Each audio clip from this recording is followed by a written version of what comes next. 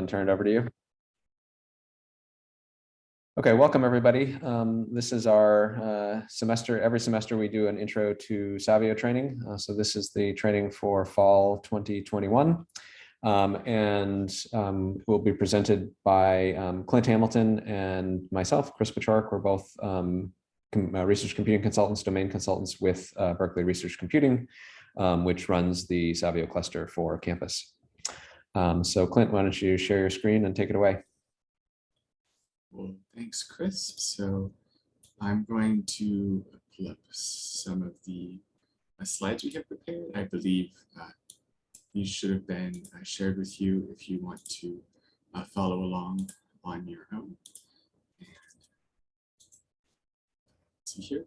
And so some of the parts of this training will be, demonstrations. And so it'll be great if you can follow along. For a couple of the data transfer examples I do, those might require a little bit of setup ahead of time, but I'll do a walkthrough so you can see what the different tools look like. And yeah, so feel free to check out the materials that we have in the slides and the sample document as well. And so then today's, we're going to cover a bit of stuff that's a little bit more introductory. So for people who are just getting into high performance computing, we're going to cover some basic terms to be sure that the rest of the training follows. And then we'll talk a little bit about what Savio is and its capabilities, how to get into Savio, get your data onto Savio. And then Chris will cover a job submission and some additional usage, particularly with Python. So just to jump into some of the basics of parallel computing. The reason we do this is because I want to sort of give a little bit of clarification as to who's going to be best served by Savio. And so to do that, there's four basic types of computation. There's single command, single data. So this is sort of like 2 plus 2. There's single command, multiple data. This would be kind of like 2 plus 2 and 2 plus 3. So you're doing 2 plus for multiple data. A multiple command, multiple data would be sort of like doing 2 plus 2, 2 plus 3, 3 plus 2, 3 plus 3. And then there's multiple instruction, single data, but that's an unusual use case. And so Savio is generally best for cases 2 and 3. And essentially the reason is that Savio is giving you access to a large number of cores and a large number of RAM. And so generally when you're running a computation on your laptop, if you're only using a single core on your laptop, it will only use a single core on Savio. And the CPUs, the processors themselves on Savio are not necessarily that much faster than your laptop. What we do give you access to is a lot more of those processors. There are some other use cases where Savio might be helpful for you, even if you aren't doing parallel computing. So for example, if you need to use a lot of RAM storage, for example, or if you need to use a GPU. So I assume there might be some of you today who are interested in using GPUs on Savio. That's another common use case on Savio outside of parallel computing. And so the next question kind of is what is Savio? And in very basic terms, I would say that Savio is a collection of really powerful computers, and we call these computer nodes. But if you want to have an image in your head, you can kind of think of them as individual computers. And then we have some really big, fast hard drives. We have some great folks who network all of these computers and hard drives together, and that essentially makes up Savio. Now that we've introduced nodes, it's worth mentioning that there's generally two main types of parallel computing. There's shared memory computing. For those of you who maybe have used C or C++, you might have heard of OpenMP, which is a common shared memory computing tool. And the key feature of shared memory is that all computation is done on the same node. And this means that objects can be shared in the RAM memory. And so, for example, let's say you have two processes working, they can both write to the same data array. In distributed memory, however, you're working across multiple nodes. And so, again, the image in your head would be kind of like having two different laptops or two different desktops working on the same problem. There could be potential communication issues because they don't have a directly shared source of RAM memory. And so there's a little bit more of a trickiness to getting computation to work across multiple nodes. A common tool for this is MPI, and it talks about, it focuses on sort of passing information. MPI stands for message passing interface. So that's a little bit about the basics of parallel computing, and that will move on to getting access to Savio. So now that you know a little bit about what Savio is, how do you get access? So for most people, the most common way to get access to Savio is through a faculty computing allowance.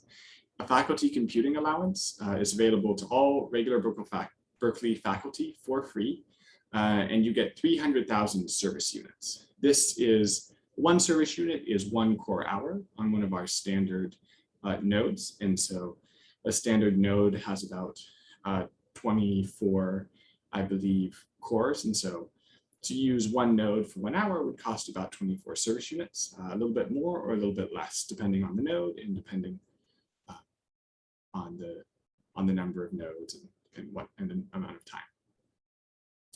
And additionally, let's say that you need to have a node available for your research group very consistently. We allow researchers to purchase nodes for their own priority access through the Condo cluster program. If you're an instructor and you're thinking about using Savio for your class, there is a instructional computing allowance available, which you have access to. And if you haven't gotten access to Savio already, it's even easier to get access. We recently introduced the MyBRC portal, which is where you go and apply for access to Savio. And just one thing to bear in mind is that applications, though they're submitted digitally through our nice portal, they do have to be reviewed manually, and sometimes that can take a week or two, ideally less, but please do be advised that there is a manual review process after you file your application on the MyBRC portal. And if you are, say, a grad student and you're wondering if you can get access, a lot of grad students or other researchers get access through the principal investigator. So perhaps for a grad student, your advisor. So to get even more in detail as to what is Savio, we can talk about the system capabilities and hardware. So Savio has more than 600 nodes with more than 15,000 cores. It's a Linux cluster, so it runs Linux in a command line interface. And it has, 540 peak teraflops, which is to say it can do a lot of calculations very quickly. And so about 40% of the computing nodes are provided by the Institution for General Access. And so essentially what that means is that the university has purchased these nodes and given them to the sort of general pool for everybody to use with those faculty computing allowances. 60% of the compute nodes are contributed by researchers in the Condo program.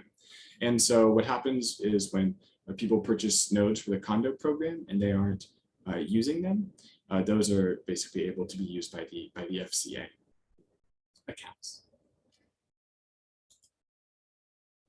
So next, we'll talk about the 3 different kinds of nodes on the Savio cluster. For those of you who've used a higher performance computing system at a different university before, the login node and the compute node should look similar. The data transfer node might be a bit unfamiliar. So we'll talk about each of these kinds of nodes for those of you who are also brand new to high performance computing or what a university supercomputer might look like. So the first type of node is a login node. And basically, once you've logged onto Savio, you will be on a login node. So you'll see something like, LN001 or LN002, for example. And this is exactly where you end up after logging in. The login nodes are for non-intensive interactive work. So please don't log into Savio and right away start running computation-intensive code. What you can do on the login node is job submission and monitoring, basic compilation. If you need to compile your C++ code, that would be fine to do on a login node. Managing your disk space. So if you want to delete the file or copy a file, that would also be fine to do using a login node. We're going to talk in a second about the data transfer node, which is for if you want to move data to and from Savio. So again, this is a difference from some other computers people may be familiar with, we have a specific nodes for data transfer. And what this means is that you shouldn't use the login node to do data transfer. You have to use a different web address. You can see here, if you're logging onto the login node, you'll use hpc.brc.berkeley.edu, and the data transfer node is dtn.brc.berkeley.edu. For some applications, it may look for an SFTP when you log in, and that will not work with hpc.brc, so be advised you may need to disable that feature for advanced users. And finally, we have the compute nodes. Oh, and I think one last thing I should add on the data transfer nodes is just to be clear that all of the nodes can view Savio's file system. So you don't have to work with your data on Savio from the data transfer node. It's just about transferring data from outside, like your laptop, Google Drive, some other source to Savio, and from Savio to your laptop, etc. And so finally, we have the compute nodes. And the compute nodes are basically where really all of your work will happen. And these are basically for computational tasks. And so, for example, you might use these nodes to run a parallel job using more than one CPU. You could also run a serial job that uses a single CPU. So you don't have to use parallel computing to use Savio, to use a node on Savio. Do bear in mind, however, that whether you're using one node, whether you're using one core or whether you're using multiple cores, the cost of using one node is the same. You can't use a partial core, for example. So you can't use just one core of a node and only be charged for one core in general on most of the partitions on Savio. And so, so there's also different types of computing nodes. So like I said earlier, we have our standard nodes, which are the Savio 2 nodes. I believe these have 24 cores and about 64 gigabytes of memory, if I recall correctly. And then there's also different kinds of nodes. For example, we have some nodes that have GPUs available, and we have some nodes that have a huge amount of memory. So I think it's like close to 500 gigabytes of RAM. So depending on your application, you may need to use a special kind of node, and the nodes are divided into different pools, and these pools are called partitions. So if you hear us referring to a partition, we're talking about essentially a category of the computing nodes. Bear in mind that the different partitions and the different kinds of nodes will have different restrictions on what you can do. So like I said, for a lot of the nodes, you cannot just use a single core. There are some exceptions, like the HTC partition, you can use a single core. And then there's different costs. So for example, a Savio 2 node costs more service units than a Savio node in the Savio partition. And any job you submit must be submitted to a partition to which you have access. This is particularly relevant for condo users. Condo users can submit jobs to partitions which they don't own nodes on. However, these jobs may be preempted, which means they might be cut early if somebody else needs to use the node with higher priority, which won't happen to you with an FCA, for example. Also, some of our newer partitions you are not available to all users yet. So please, bear in mind which partitions you have access to before you submit your job. And so here's a conceptual diagram of Savio to hopefully help people understand it a little bit better. What you have is the user connecting via a different method. So for example, SSH, Globus, or SCP, FTP, rsync, or rclone. We'll talk about this in a minute. Then you'll connect to the internet. And then if you're connecting via SSH, you will end up on a login node. And if you're connecting to the data transfer node, you'll connect to the data transfer node. And from there, you can see that we have our computing nodes and our different file systems. One thing it's worth highlighting while we're here on this picture is that there's the red line and the black line. So the black line is the Ethernet that is slow, and the red line is the InfiniBand, which is essentially very fast. And so as you can see, the home directory that you have access to on Savio is connected to the compute nodes only by Ethernet, whereas the Scratch area of memory is connected via InfiniBand, which is fast. So I'll bring this up again later, but when you're running computation on Savio, you're going to want to use the Scratch directory because it's connected to the compute nodes by InfiniBand. So it will be much faster to access your data on the Scratch storage.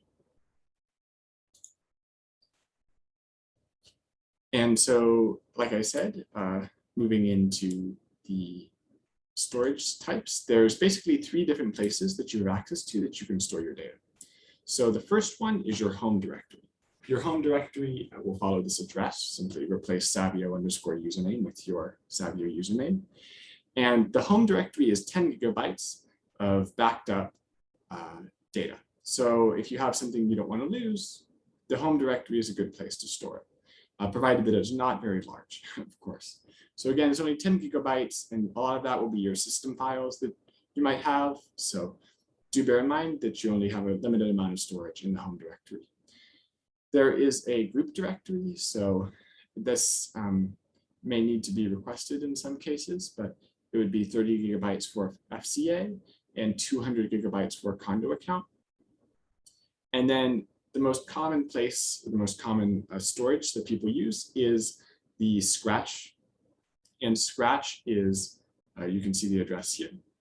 And it is connected via InfiniBand, like I mentioned earlier. So it's very fast when you're accessing your data on Scratch from a compute node. And it's really where you should be storing your data for use during computation.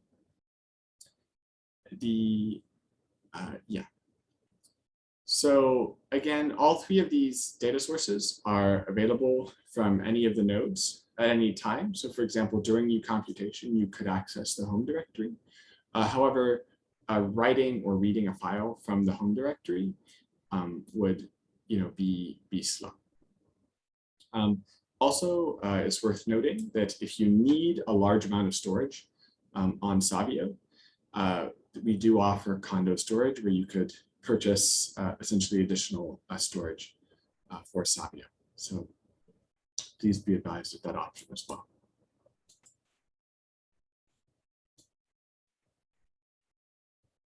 And so again, this just sort of reemphasizes what I mentioned earlier, that using Scratch is really fast. And just one additional point is that if you're writing and reading a lot of files from your home directory, it can slow down access to other users as well who are using that disk space. So please bear in mind to use the Scratch directory, not only for your own benefit, but also for the benefit of other users. Cool. And so Savio is certified for moderately sensitive data. And this is essentially P2 and P3 by Berkeley standards. Your principal investigators must request a specific P2, P3 project. So, Savio is not by default sufficient for this kind of storage. But if you, contact us, we can help you set that up. And bear in mind, if you have really sensitive data, so P4 data, we are developing a new platform called SRDC. And so if you do have really sensitive P4 data, we're also able to help with that. However, the resource we direct you to will probably not be Savio. If you're interested on working with sensitive data, we have an old training here that you can find information from. We also have the research data management group, and you can find them at the office hours or via their email or their website, as well if you need help with sensitive data. So now we've kind of done all the introduction. The next sort of part is going to be getting into Savio and getting your data onto Savio. So to get onto Savio at a fundamental level, you will traditionally need to have a machine that gives you access to the SSH command. So this comes built in on Mac. It didn't used to come built in on Windows, but it now does. You can use PowerShell or command prompt. However, if you're a Windows user, And I'll mention this more later.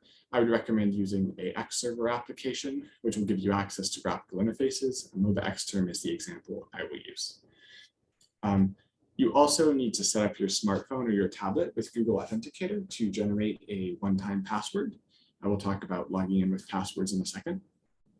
And if you're following along in the slides, you can find the directions for getting set up here. And so again, this is just the basics of logging in. So to use the SSH command, once you've opened your terminal, you'll type SSH, your username. So in my case, it's CTH. So I would put SSH space CTH at hpc.brc.berkeley.edu. Then you'll be prompted for your password, and your password will be your PIN, followed by the 6-digit code you'll get from the Google Authenticator app. Once you've logged in, you can navigate around using standard Unix commands such as ls, cp, cd, and such. And so if you haven't used a Linux computer before, or you haven't used bash Unix commands before, there's a basic tutorial we've included in the slides here you can look at, and that will be helpful. So just to demonstrate what this looks like using Windows PowerShell, I will pull this up here. And so again, what you would type is SSH, and then in my case, my username is CTH, so I will do CTH. But we can't actually see what you're doing. Oh, it didn't share the full screen. 1 second. Thanks, Chris. Can you see it now? Yes, but the type is quite small. Okay. Yep, that's great. Thanks.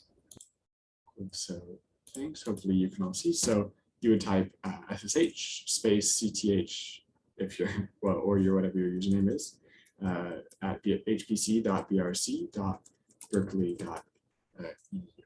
And then you'll be prompted for your password. So I will type in my PIN, and then I will have to pull up a 6-digit code from Google Authenticator. And once I've typed that in, immediately following my password, you don't need to type or put anything in between the PIN. Then I will be logged in. And like I mentioned earlier, you can see I'm here on login node 2. So this is sort of the basics of logging in to Savio if you want to just use the Unix interface. And are you able to see my slides again? Yes. So if you, there's certain applications that will use a graphical interface. And for these, you need to add the --Y flag when you're running your SSH command.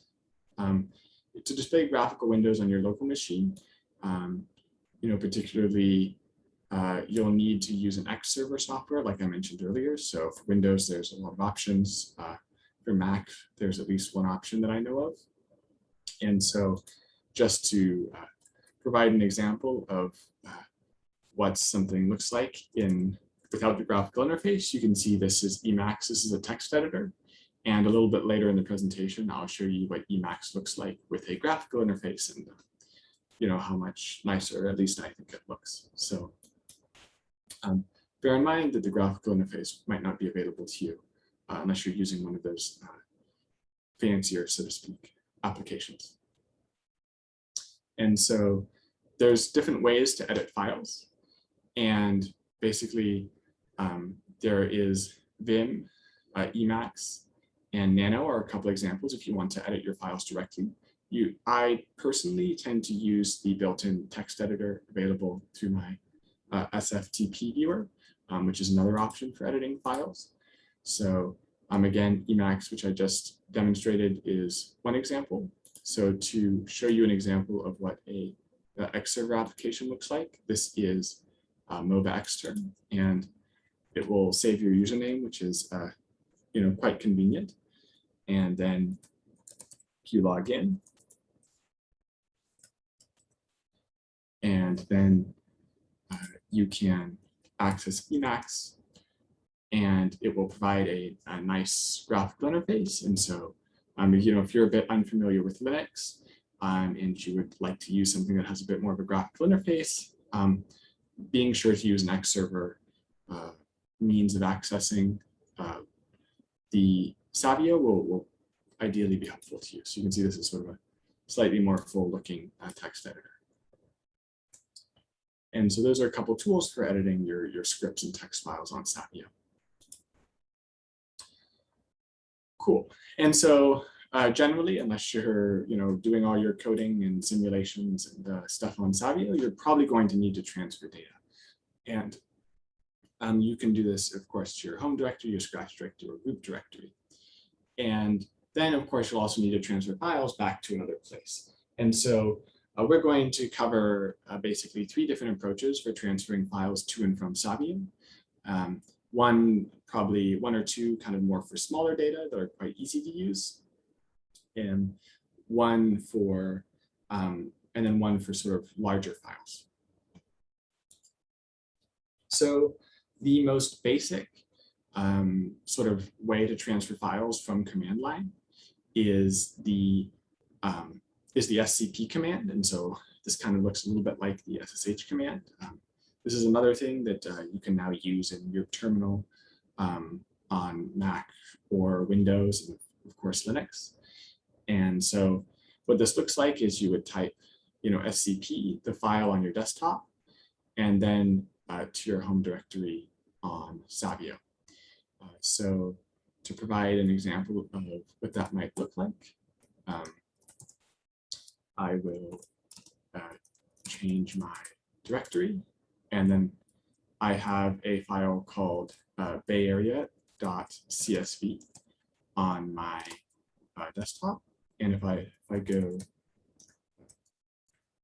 I believe it is the correct name, and then I would simply put cth at hpc.brc. Hey, Clint, you're still logged into the login node, so you look like you're. You're right. Sorry. So one point that I would make is that it is easy to forget which node you're on. It is, however, very easy to transfer to a data transfer node. If you just do SSH DTN from a data transfer node, then you can do a transfer. And so also I realized that I should open up a new PowerShell window for doing the transfer. And so then I, again, can you make the type a bit bigger? Oh, yeah, sure. So I should make the point that note that I'm doing this from command prompt. I'm not logged into Savio anymore. And so there's a file on my desktop, which you can hopefully see, bayarea.csv. And then I will do cth at dtn.brc.berkeley.edu. And then, as you can see, sort of in lieu of the file path, I'll just put a colon to sort of end the login portion, and then the squiggly, which will sort of refer to my home directory.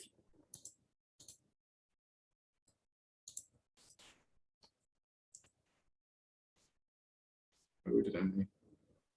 You have edy instead of edu. Oh, thanks. Yeah, so a few different places to get tripped up, but you'll be prompted to type in your password, and then you can transfer the file, and it will, I believe, provide a nice little interface for transferring the file. Sometimes I believe maybe only in command prompt it will give you a progress bar. So this is how you use SCP. It's sort of a basic command line tool. Generally, I recommend using, or at least personally, I use SFTP for a lot of transfers, which is what we'll talk about next. So another common method for transferring small files is SFTP. And this is sort of done through a nice application.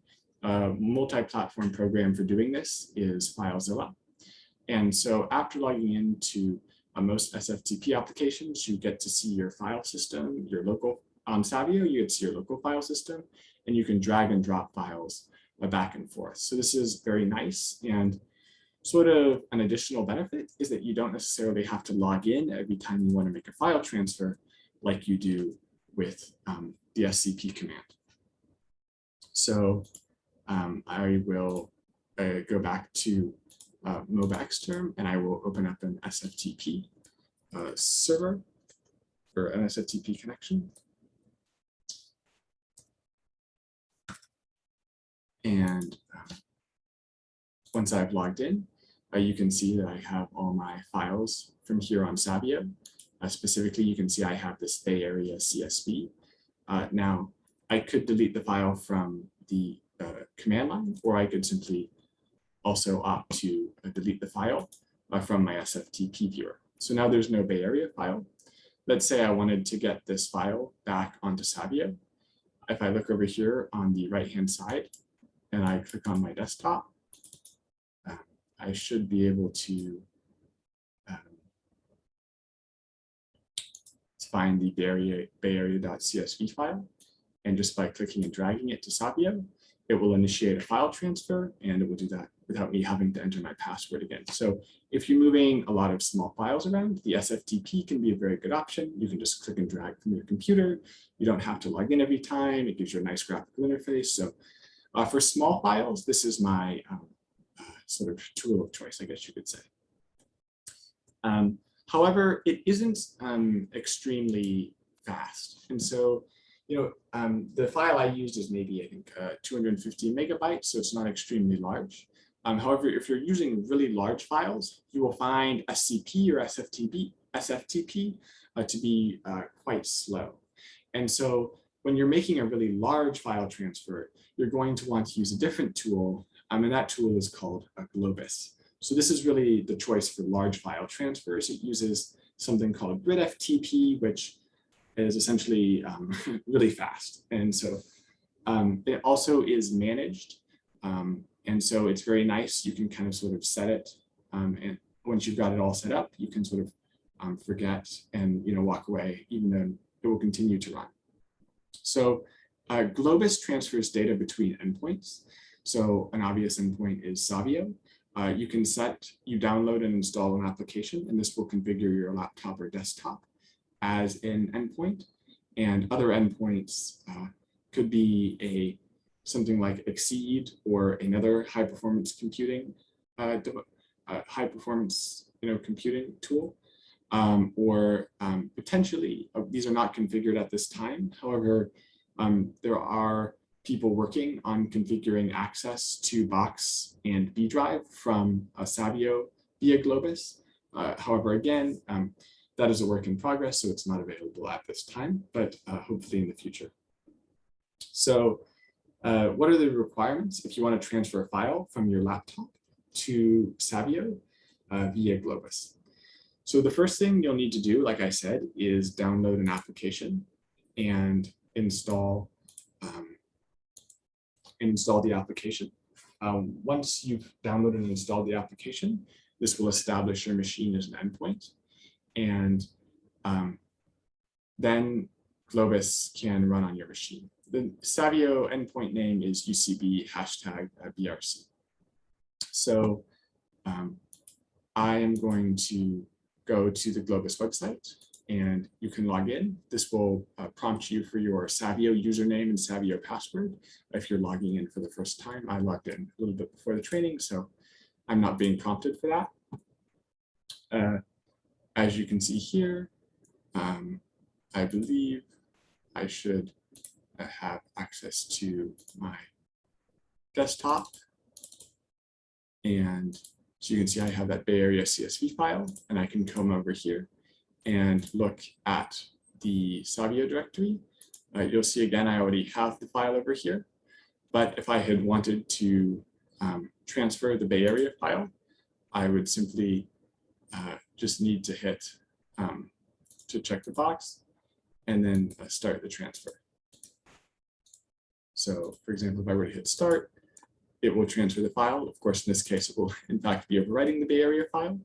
And then I could open up the window which Globus creates that will allow me to see the progress it's making. So I think if I refresh the page, you will see the transfer already completed because Globus is in fact very fast. So again, Globus takes a little bit more setup, but once you get it going, you're going to get really fast file transfers with very little worry because, like I said, it's managed by Globus. If you're really advanced, there is a command line interface as well that you can use for Globus. So then talking about cloud storage options, there's Box and bDrive are the two most common options. I have some details here for you. One thing to be advised is that Box and bDrive both are either have already raised or are likely to raise their prices in the future. And so there may be changes to the storage policy differing from what we've included here. This means that the cost of having really large data sets may increasingly fall on our searchers in the near future. So that's just something to be advised of. There's cloud storage options also as well that you can find out about discounted rates through Berkeley. And then again, as I mentioned earlier, there's also condo computing storage if you need storage attached to Savio. But Box and bDrive are both good options. And we'll talk about how to transfer data to and from them. Just again, be advised if you have a very, very, very large data set, you might want to bear what I said in mind. So next, there's different ways to access bDrive and Box, both through the web and the desktop apps. And again, we're working on getting Globus available with these. However, at this time, the only way to transfer data is through rclone. And so rclone requires a, Chris, do you have something to add? Oh, no, sorry. I was just going to jump in at some point and say you should probably wrap up the rclone stuff fairly quickly. Yeah, thanks. So so there is the tool for transferring data to and from a Box and bDrive is called rclone. And again, you're going to want to use a data transfer node when you're doing rclone. So if you're on a login node, you can just do SSH at DTN, or you could SSH into a data transfer node directly from the start. If you aren't on a data transfer node, you would need to load the rclone module. However, ideally, if you don't have the rclone module loaded, you'll probably use this as a reminder to switch to a data transfer node. All rclone commands begin with rclone and then are followed by commands. And so these look a little different than normal commands. So for example, if you're a Linux user, you'll be used to using cp. However, in rclone, it's rclone space copy, the full word copy. So that's a bit different. Similarly, it looks a lot like SCP. And the one exception is that when you're referencing something that isn't a drive, either on your laptop or on Savio, you configure your Google Drive to use with a name. And so, for example, I've configured mine as Clint_bDrive. And so if I wanted to access a folder, I would go Clint_bDrive : and then the name of the project folder in my bDrive account. If I just wanted to access my main Google Drive folder, that would just be Clint_bDrive followed by a colon with nothing after it. So you can see some examples down here. For example, if you run rclone list remotes, you can see the cloud drives you've already registered. And the last thing I'll just add is those different software options available on Savio. There's a few basic commands that you should be aware of. One is module list. This will tell you the modules that you currently have imported. A module avail will give you the very long list of modules that you can import on Savio. So as you can see, we have a lot here, different options. And then probably the most important command is module load. So for example, let's say I want to use OpenMPI, I would go module load. I could do OpenMPI. However, if you're using OpenMPI, please bear in mind that you also need to import GCC. So in this case, I'll do GCC OpenMPI. And then now if I run module list again, I will see that I have OpenMPI and the GCC both available. And so with that, I will turn it over to Chris for the rest of the presentation. Thanks, Clint. Yeah, so maybe this is a good point to see if anybody has questions they want to ask about any of the material that Clint went over before I pick up and talk about job submission.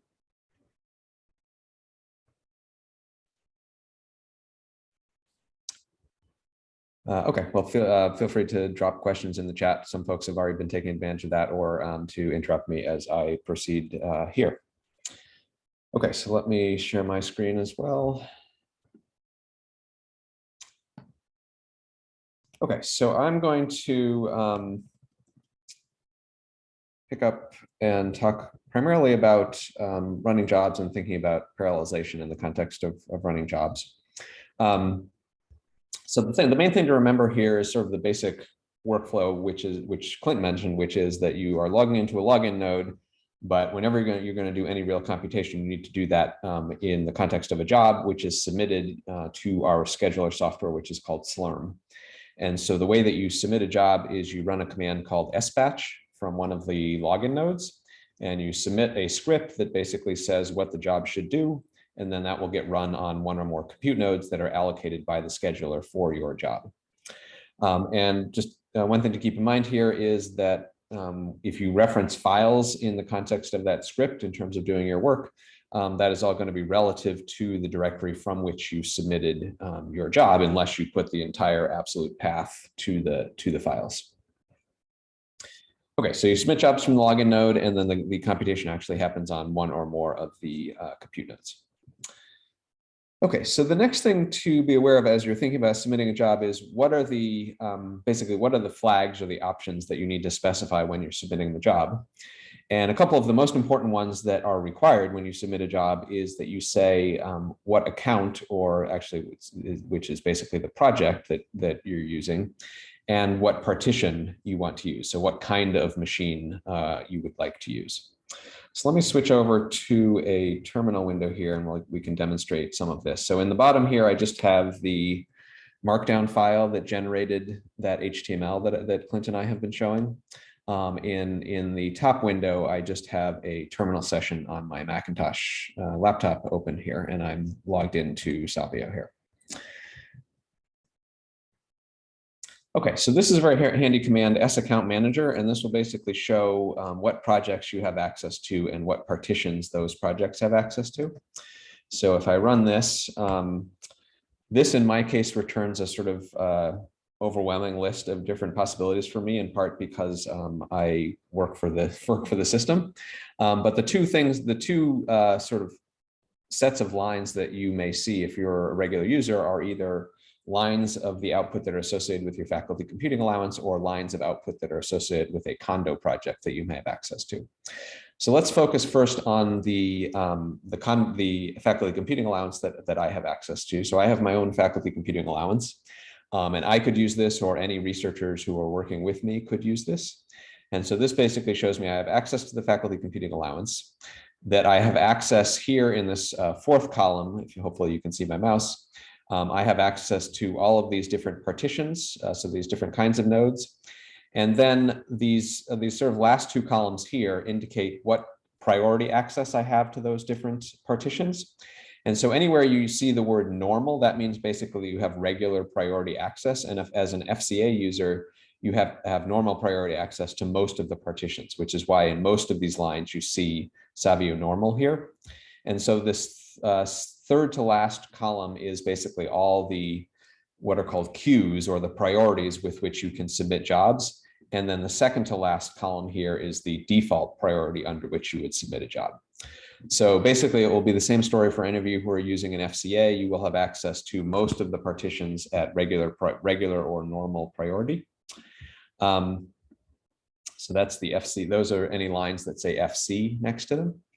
And then because I also work for the statistics department, and the statistics department has purchased some nodes on Savio, we have a condo that is associated with the department. Often a condo would be associated with one faculty member or a research group of multiple faculty members. And so what we see here is that there are a bunch of these rows that say Savio low priority instead of Savio normal. And basically the story here is that you only have regular priority access within a condo to the kinds of nodes that your condo purchased. So in statistics, we purchased some GPU nodes and we purchased some Savio 2 nodes. So you would see here that we have access both at low priority and in using one of these condo queues. This is the stat GPU 2 normal to nodes in the Savio 2 GPU partition.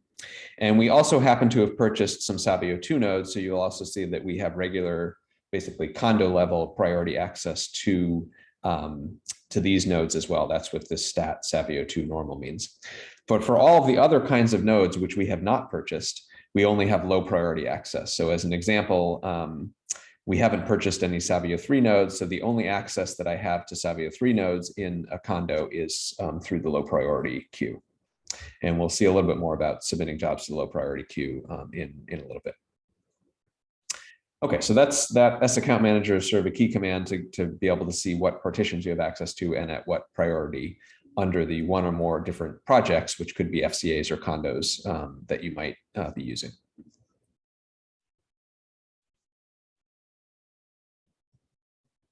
Okay, so the next thing that we want to see is how do we actually go about submitting a job? So what we're going to need to do is we're basically going to need to write a script. This is just going to be a shell script in Linux.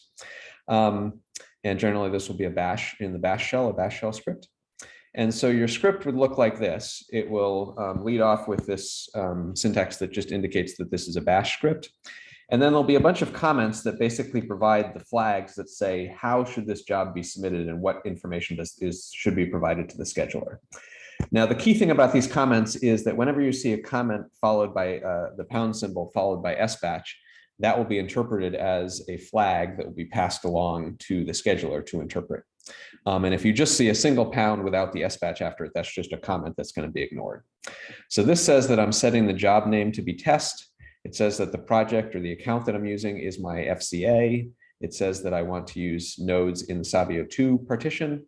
And because I haven't specified how many nodes I want or how many cores I want, by default, I'm going to get an entire node and I'm going to get all of its cores. And then I also need to specify a time limit. In general here, if you specify shorter time limits, you're more likely to have your job start more quickly.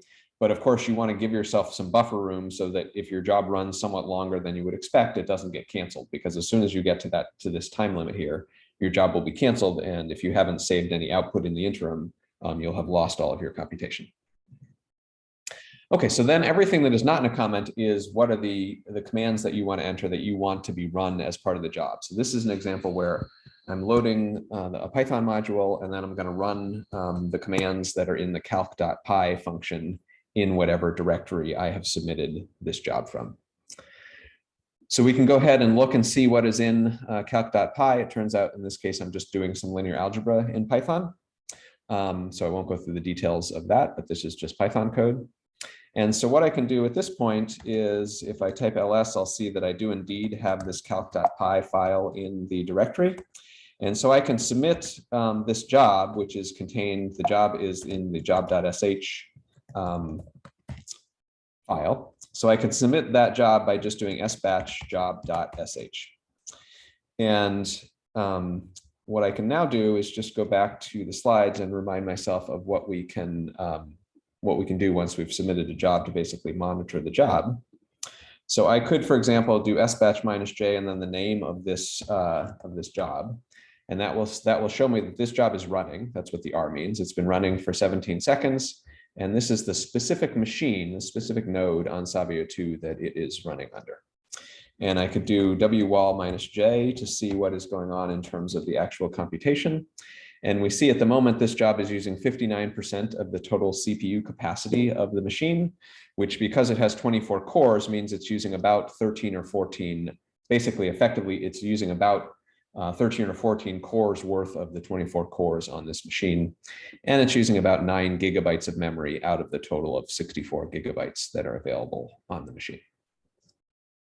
So I think this job will run fairly quickly. Actually, it looks like it's still running. So another thing that I can do is I can actually get directly onto the node on which the job is running and just sort of see on the node what are the characteristics of the behavior of the running job. So the way that I would do that is I do srun minus job ID and then the name of the job ID of the job. And then I have to enter minus pty and then bash. And so this basically just says that I want to start a shell terminal on that node. And that is pausing for some reason, which might be that the job might be ending right now. So let's actually see if the job is still running. Well, it is still running. So I'm not quite sure. Maybe let's see if I entered the syntax incorrectly. I shouldn't need the equals, but that's possibly what's going on here. Okay, so here I am. I've gotten onto the node. At this point, I could run the command like top, and I could see what's going on in terms of my job. So we can see here, at the moment, my job is now using 2400% of CPU. So basically, it's using all of the cores on this machine, and it's a Python job. So that's what I see in terms of this command here. So you are able to sort of get on the node and sort of monitor what's going on directly from the node if you want to, which can be helpful in terms of debugging and getting a sense of what's going on in terms of CPU usage or in terms of memory usage.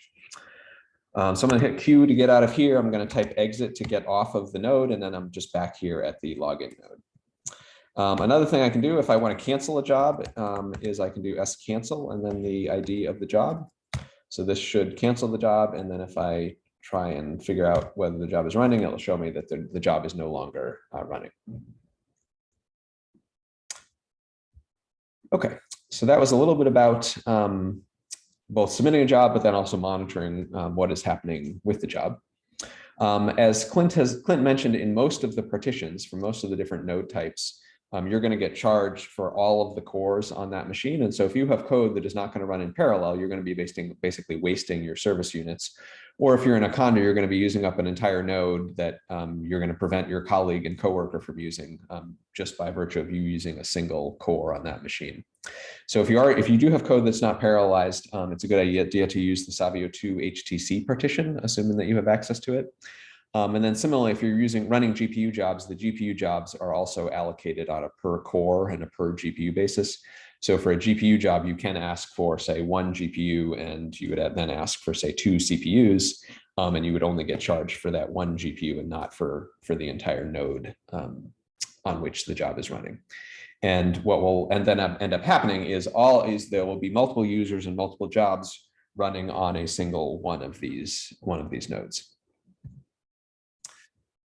Okay, so let me turn next to thinking about parallel job submission. So this is a little bit different in that when you're submitting a job that will run in parallel, you often need to provide some additional flags or options to your SBatch invocation. So far we showed that we needed to give a time limit, we needed to give an account, we needed to give a partition. When you're submitting jobs that you want to run in parallel, you may also request multiple nodes using minus nodes. And in some cases, you will want to request a certain number of what are called tasks. And these basically are going to correspond to the number of processes that are going to run on each node. Or in some cases, and in somewhat similar fashion, you could instead request that you might have a sort of a single computation you're doing, but you want to have multiple CPUs that are used for that computation. And so you could request minus CPUs per task. So just to give you an idea for this is a script that you might use, say, with an MPI job.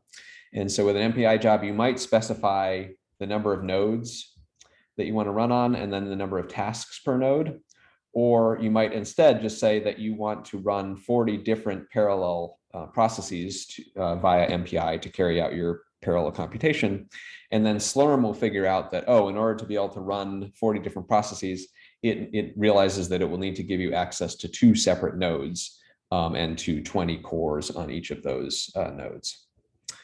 So I won't go into any more about what it means to run an MPI job, but basically, this is just an example that you will, if you're running a job like that, you will generally need to specify one or more of these flags that relate to parallelization. One other thing that's handy once you've, if you're doing this, is that Slurm will set the values of a number of environment variables if you do this. So it will set in the Slurm ntasks variable, it will set that to be equal to 40 if you submitted the job this way. It will set a variable called Slurm CPUs per task, and so on and so forth.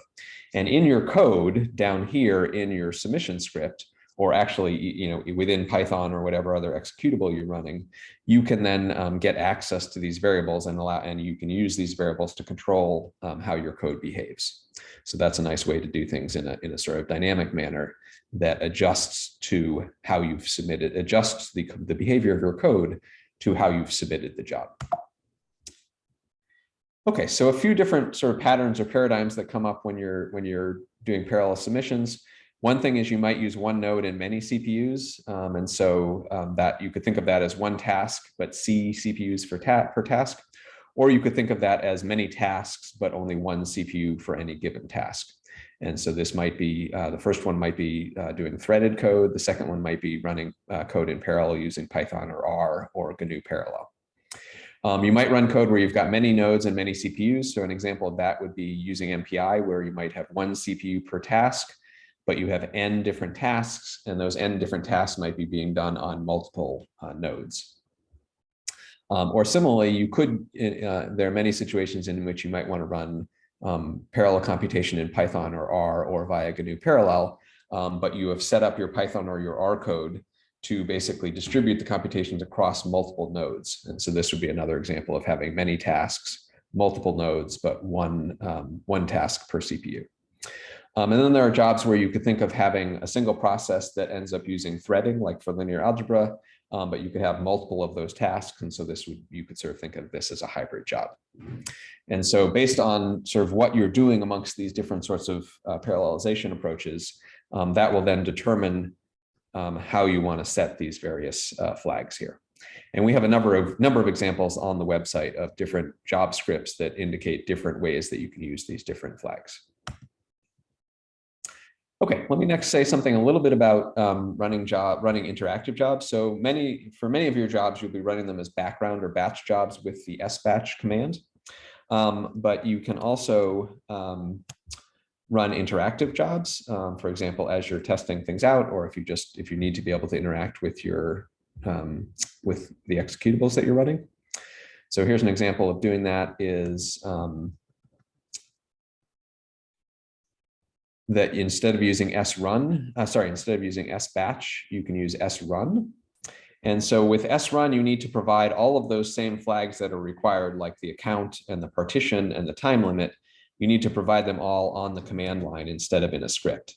So for example, what I'm doing here is I'm saying I want to run under my faculty computing allowance. That's the -a flag here. This is just a shorthand for minus account. And then the -p is a shorthand for minus partition. I want to run in Savio 2 HTC. I just want to use a single core. So I'm not going to do anything in parallel, and I want to run for 10 minutes. And this bash command at the end will just start up a terminal shell session, a bash shell session. And so you'll notice it's actually quite subtle here, because I happen to get assigned to a node called N0001. This is a different node here. Sorry, I can't highlight this because I think, there we go. This is a different node than the login node. And I just sort of got unlucky in terms of it looking like a very similarly named node. But I am indeed on a compute node. And at this point, I can do whatever I want to on this compute node. I could module load Python. I could, and if I did that, I could then run Python, for example, just interactively. I could also run graphical. It will be a little bit slow, but I could run, for example, MATLAB if I've run my SSH command to pass graphical windows in the way that Clint described. So I could do module load MATLAB and run MATLAB here. But in general, we would recommend that you run graphical programs either through our Open On Demand service, which I'll talk about in a little bit, or through our interactive visualization node. Okay, so then an important thing to remember about running things interactively is it's very easy to forget, as I was about to do, to forget to close your session. So if I just sit here and let this keep going without terminating it, I'm going to keep getting charged for this usage, and yet I'm not really doing anything. So key thing is to remember to exit out and get back onto the login node. Okay, so I basically mentioned this, that if you have a graphical interface, then you can use our visualization node, or for various various applications, you can use our Open On Demand interface that I'll mention in a little bit. Okay, so another type of job that you might want to run, if for the most part, if you're using a condo, is that you have access to more nodes than your condo purchased, and to other kinds of nodes different than the kinds of nodes that your condo purchased at low priority access. And so this gives you access to much more resources, but the danger is that you might start your job and have that job be terminated if somebody with regular priority access needs to use those resources that you were allocated. And this is, of course, most likely to happen if the cluster, if Savio is very busy at any given moment, and less likely to happen if Savio is not very busy at any given moment. So just to give you an idea of the sort of things that I could do, I could, for example, by using my my condo project, I could, in the Savio 2 partition, I could ask for 20 nodes, and 20 nodes is rather more nodes than we purchased in the statistics condo. And of course, the reason I have access to that is because I'm saying that I want to run at low priority. And the way that you set the priority is by setting this QoS flag, which in general is optional, but in some cases like this one, I need to use it. So ---- QoS, and then that I want to run at low priority. Okay, so I think that's all I'm going to say there, but this was an example of running a low priority job interactively. In many cases, you would be setting this QoS flag in your SBatch job script. So you would be putting it into you'd be, for example, adding in something like SBatch ---- QoS equals Savio low priority.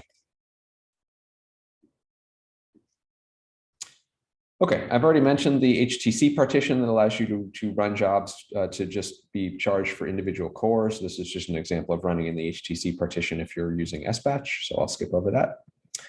And then I just want to mention, maybe I'll go back to the slides because it's a little more nicely displayed there, that if you do have a lot of individual jobs that are not parallelized, but you can run them independently, there are a variety of techniques you can use to take multiple independent jobs and basically group them together and aggregate them into a larger job that could run effectively on all of the cores of of one or more nodes in these partitions that are allocated on a per node basis. So let's suppose that you had 1,000 individual jobs doing, say, 1,000 different simulations. You could basically aggregate them all together into a single job and run them using a tool called GNU Parallel, and run those thousands of simulations on all of the cores of one or more nodes. And similarly, in Python and R and MATLAB, there are ways to basically parallelize over many, many different computational tasks and make use of multiple cores. So there are lots of ways to be able to effectively use entire nodes, even if the computations you're doing are sort of independent computations. Okay, I want to say a little bit more about monitoring jobs. We've already actually seen a number of these tools, but we can see that they can be useful when used in a variety of different ways. So let me go back to my terminal session here. So I can, if I want to, see all of the jobs that are running on Savio right now. I'm gonna pass the output of the SQL. Let me just run it first, and we'll see sort of an exhaustive list of all these jobs. What you can see here, it's a little bit hard to tell because I can't see the names of the different columns. But if I send the output into a command called less that shows the top of the output, we can see that this row here that's called ST for status will show whether the job is pending or running. So this will give sort of a good idea that at this moment, these jobs are all pending and waiting to run on Savio. And all of these jobs here that have an R associated with them are actually running on Savio. And you can see things like how long has the job been running for, what is the node or multiple nodes on which this job is running, who submitted the job, and so on and so forth. If you've submitted a job and then you look over here in this last column, you may see the reason why your job is not running. So maybe there's an error, like you submitted under the wrong account, and that might be, that's sort of probably an uncommon one. I'm not sure what's going on with that one. But then there are various other reasons that your job might not have started yet, or indeed there might be sometimes reasons that your job might never start. And so I don't have time to sort of go into all of these here, but we have documentation to try and help explain what some of these reasons are. But this SQ command is the one that will get you access to seeing that. Another thing you can do is you could just do it for your own specific user. So you could do for, say for me, I don't have any jobs running right now, so it's not showing anything for me. But if I did it for this user, Yeon Lee, I could see what jobs Yeon has running, and we can see that he or she has jobs set, about 7 different jobs that are running. If you want to get a sense of how busy any one of the partitions is, that might help inform which partition you might submit a job to. You can do sinfo and then -p and the partition. So this shows, for example, that right now there are 86 idle nodes on the Savio partition. So there's actually quite a bit of free resources right now that you could probably use right away if you submitted to this partition. At other times, if you do this, you might see that all of the nodes are being used. So that is true in this case for the Savio 2 GPU partition. So 3 of them are down for maintenance, 7 of them are partially used, this mixed state, and 9 of them are being fully used or fully allocated.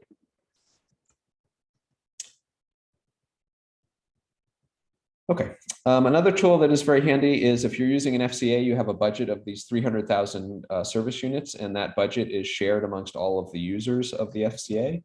So you might want to see how many service units you have left, and this check usage command will do that.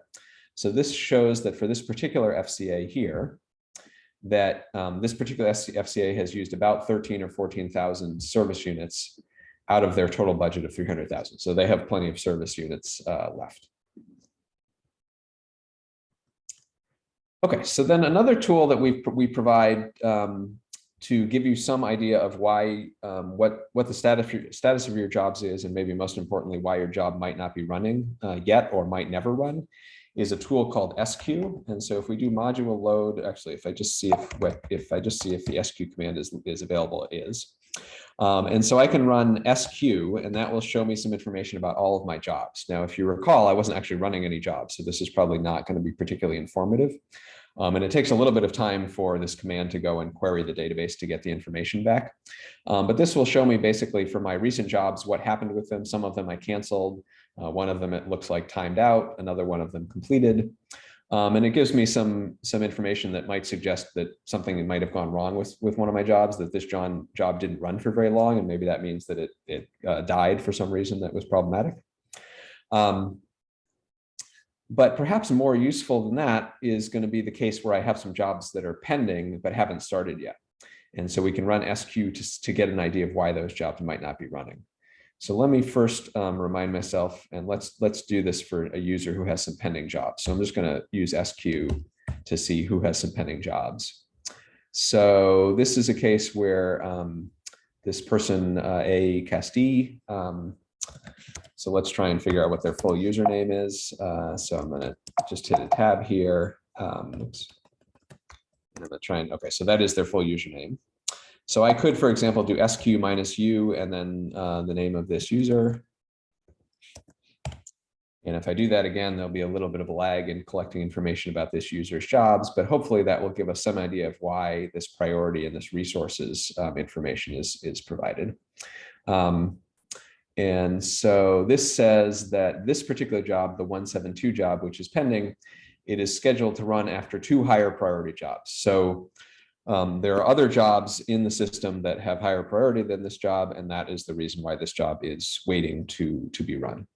One common thing that you will see if you're running in a condo, if you run SQ and you have jobs that are pending, is you will see that it will say that basically the entire condo is being used by other jobs by you or other users who are using the condo. The condo is limited to the number of, basically the number of cores and nodes that were purchased. And so your job is going to have to wait until some of those other jobs by you or other users of the condo are finished. And this command will sort of indicate that to you.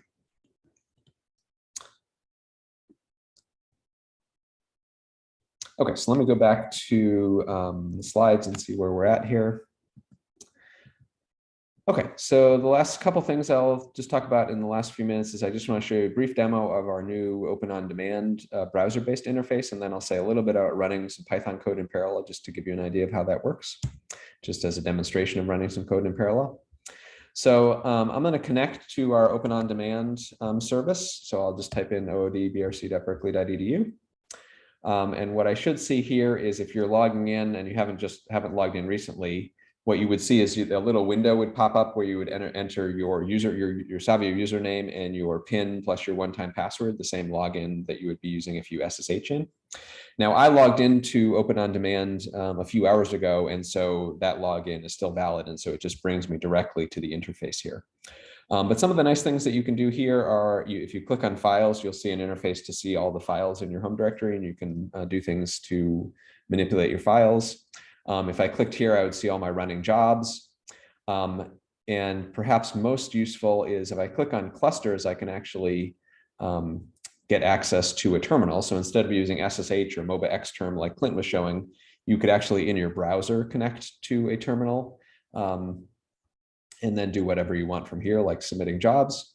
So here I am on a login node. Sorry, this is a little bit small. Okay, that'll make it bigger.